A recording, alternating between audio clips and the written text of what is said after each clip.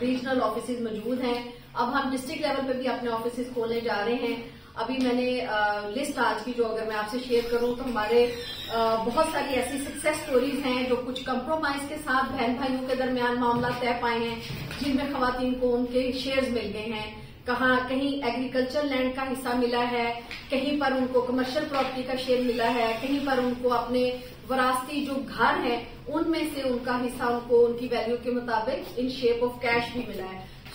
हम हर तरह की कोशिश करते हैं कि खवातीन की जो प्रॉपर्टी का राइट है उसको प्रोटेक्ट करें और खवातीन को माशी तौर पर मुस्तहकम कर सकें। मैडम, बाज खवातीन बेची गई हैं तो मैंने जेल रिफॉर्म्स पे काम किया था part time social welfare adviser के तौर के ऊपर। रिहैबिलिटेशन सेंटर सेंट्रल जेल को हमने अपने दौर में कम्युनिटी की सपोर्ट के साथ और मुख्तलिफ ऑर्गेनाइजेशन को लोकल को इन्वॉल्व करके हमने खवातीन की बैरक्स में जो है वो गीजर्स उस वक्त इंस्टॉल कराए। अगर ये मैं बात 8, 9, 10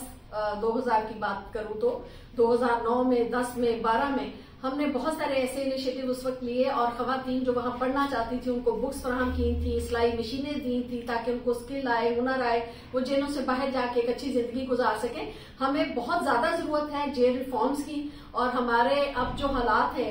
इस पे गवर्नमेंट की एक अच्छी पॉलिसी की जरूरत है कि जेल रिफॉर्म्स हो और जो खवातीन इस वक्त करदा और ना करदा गुनाहों में जेल्स के अंदर हैं उनको जब वो बाहर आए और अपने केसों से निकलकर तो वो एक अच्छी हेल्दी लाइफ गुजार सके। मैडम